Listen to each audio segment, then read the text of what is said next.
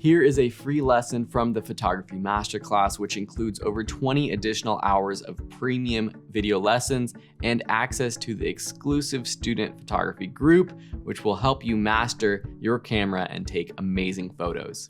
In this lesson, you'll learn what ISO is and how it affects exposure. ISO, spelled out ISO, can be pronounced ISO or ISO, and depending on where you are in the world, you might hear both, and both can be used. ISO is the level of sensitivity of your camera to the light that hits the sensor. So the light travels through the aperture, remember, through your shutter, and then it hits your camera's sensor. It's basically a digital way of increasing or decreasing the exposure of your image. Increasing the ISO makes it brighter, while decreasing makes it darker.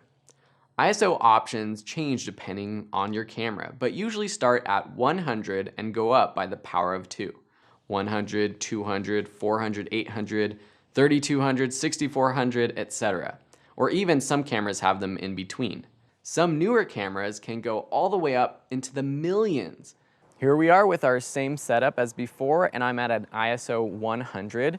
By increasing the ISO, which on this camera I have to do so either with the touchscreen or going into the menu, I can show you that going up to 200 ISO increases the amount of light or increases the brightness of the image. We're not actually letting in more light, it's digitally enhancing the image to be brighter. So now at 3200 it's completely overexposed. Going back down, 800, 400, 200, 100, back to a relatively good exposure. So that's how ISO works. As you increase your ISO, you are doubling the sensitivity of your sensor. But increasing your ISO has some drawbacks because you are digitally enhancing your image. Increasing too much can lead to digital noise or grain in your image. So let's look at that in this quick demo. Here I'm going to take a shot at ISO 100.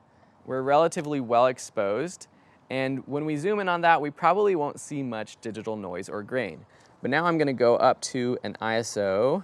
Let's go all the way to 12,800, which is the max that this camera can go up to.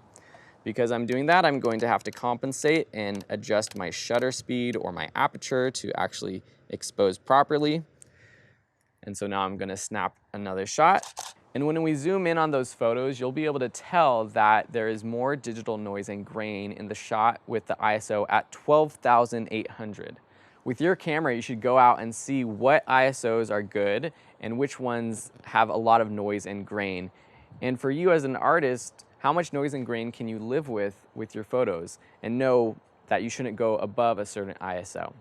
Typically with most DSLR cameras, you shouldn't go past 1600 ISO. Some cameras, and especially some new mirrorless cameras, can go higher, but that's a general rule you can follow to know that if you push it past that, you're probably going to end up with some digital noise or grain.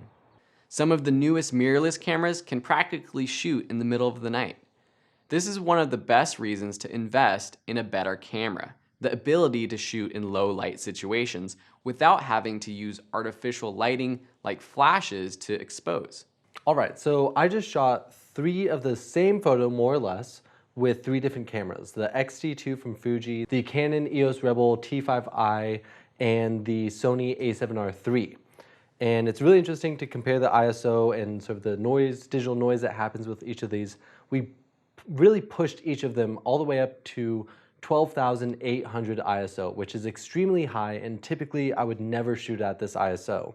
Just looking through the images, it's pretty clear that the Canon EOS is struggling a little bit more at this ISO, which is understandable. It's a much more economical camera.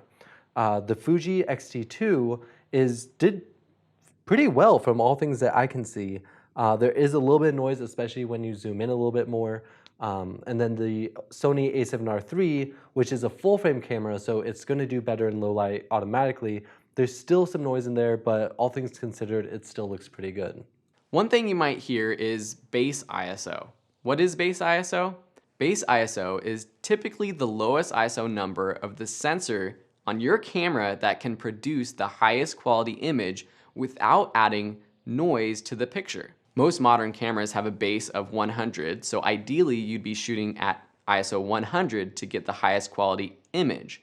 This might be different for your particular camera model, and you might have to do a little research to see what the best base ISO setting is on your model. However, it's not always possible to shoot at ISO 100 or the lowest level, especially when you're in a low light situation. So when should you increase your ISO?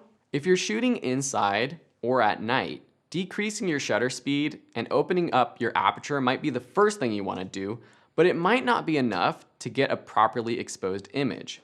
So in this situation, you may need to increase your ISO to just get a properly exposed image. But how do you balance all of these settings? How do you know when to change each one? That's coming up in the next lesson on the exposure triangle when we put it all together.